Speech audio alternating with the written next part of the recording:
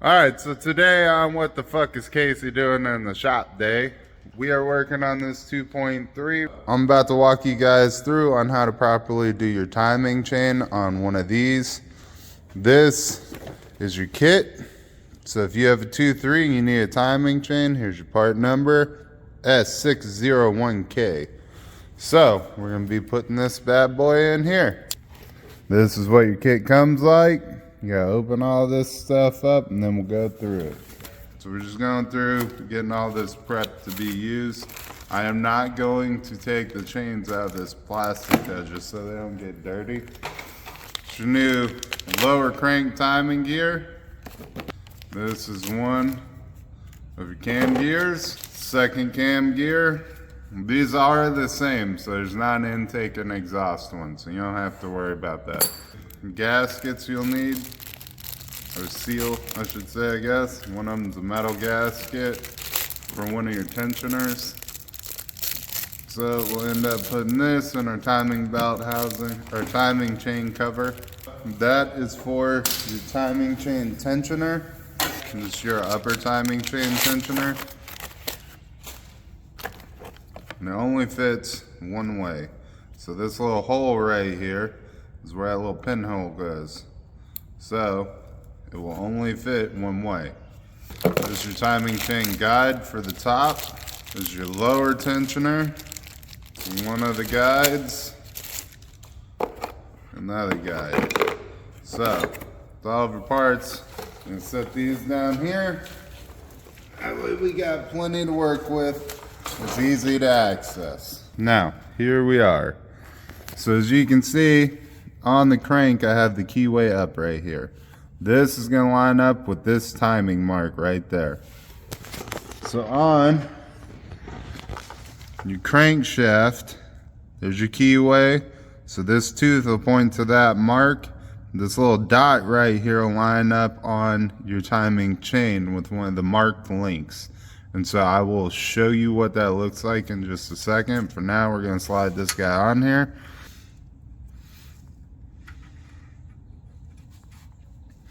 There we go. All right, so you will reuse the factory idler gear here. So this guy rides right here.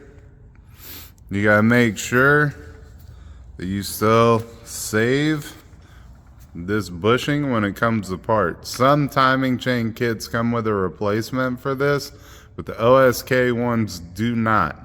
So you will reuse this every time. So this gear and this spacer, always keep it. So I'm gonna clean this up and then we'll get it put in. All right, so next we're installing this next timing chain guide. So let me go over this with you. Gold link goes down, lines up with the dot. Then you'll run this guy up. There's your other dot, goes to the black link. So went ahead, put this other timing chain guide in. That way is our in here helping hold a little bit of tension so it didn't fall off down here. Next one we're putting in is this one. Make sure you put your little bushing back in it. I don't know if I can do this with one hand. Well, I can like this. So you put your little guide back in here. That's the bushing that it pivots on. So now you're good to go back in like so. I usually kick this out a little bit to make it easier. And then it just slides in there. Make sure your chain is not caught on it. And there's your guides. So we're gonna put this next one, tensioner down here. That way it holds it in place. And that's the lower half of the timing chain. So we'll have that almost done. And then it'll be up to the fun part. So I'm gonna set this down so I can get this put in here because I can't hold this and take a video at the same time. All right, all my timing marks are lined up. Both of the guides are in, my tensioner's in down here. Don't pull this pin out until you're ready. If for any reason you gotta take this back apart and you already pulled that pin out, it makes it a huge pain because you have to push this plunger on the tensioner back in and it's locked in with a piece on the bottom. So it makes it a pain in the butt.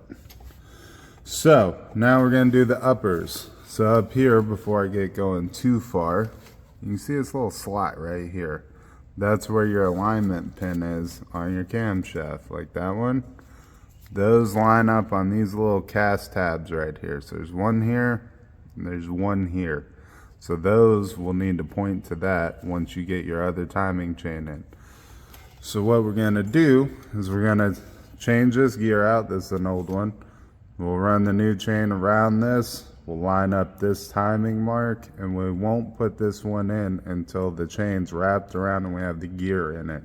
Because you're probably gonna have to turn some stuff just slightly to get it to line up and go in, and you'll have to adjust it back a little bit. So I can't get all of that on video since I'm using my phone to record this, but I will show you what it looks like once it's done to have this put back together. So we got our timing chains all in now. So as you can see, there's the arrow pointed to the gold link. Then you come around, arrow to the black, and then back around this side, arrow to the black. This timing mark pointed to that guy, that timing mark pointed to that guy. So we are perfect, we're ready to roll.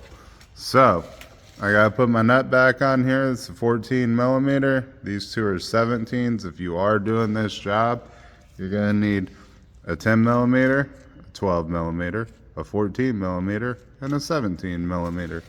But it's not a hard process to do, so you get it all put up, check all your timing marks. Timing marks look good. Pull your little lock pins out of these tensioners. So now that guy's nice and snug, and you're ready to roll.